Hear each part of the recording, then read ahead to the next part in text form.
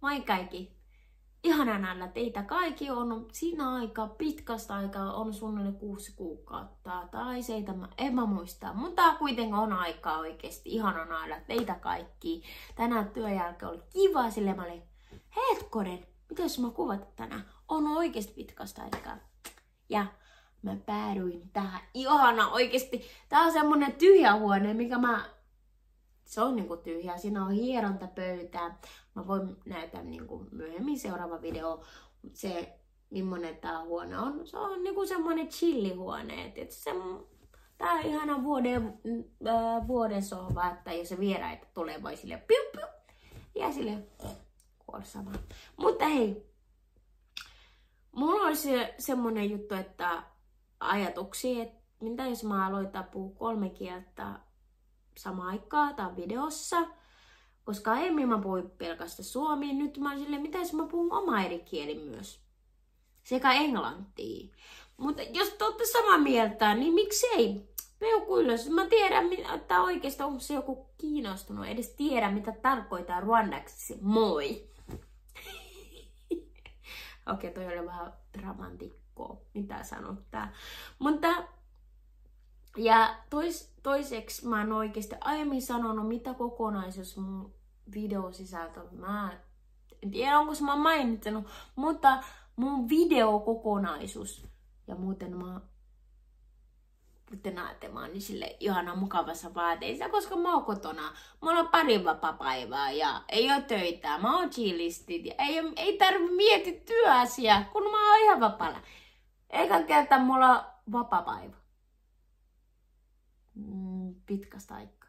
Joka päivä mulla on ollut 7 päivää putke työvuoro. Tai 6 ei sanotaanko 10 päivää työvuoro putke ja sitten mulla on ollut ehkä vapaa-päivä, 1 vapaa-päivä ja sitten bla bla bla. Mutta hei, mulla on niinku pari päivää vapaata. Mä yllätyin itsestä. Ja hei, mulla on ihana tällainen kotitossu. Ihana tää punainen housu ja kotioloissa.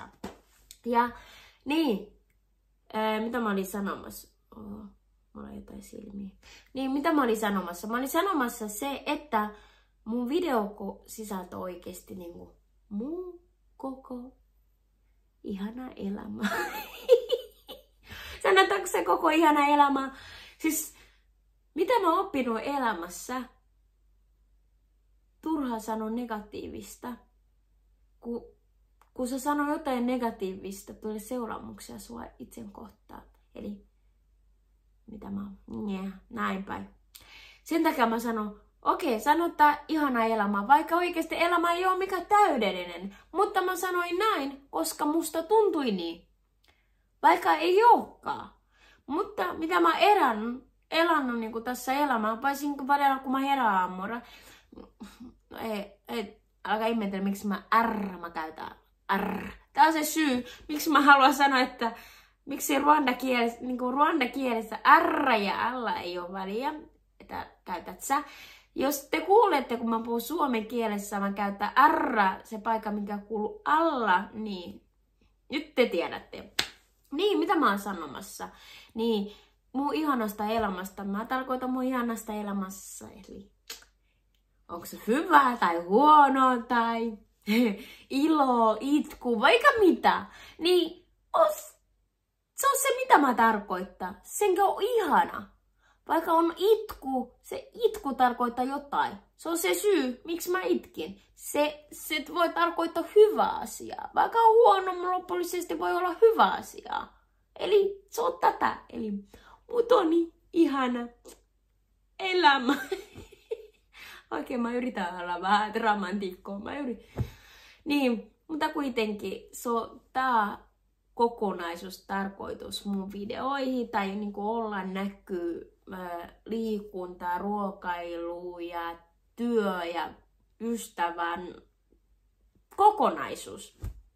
Niin.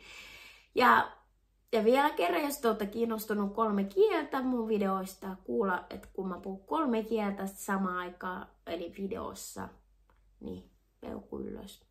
Ja nähdään seuraava video. Moikka!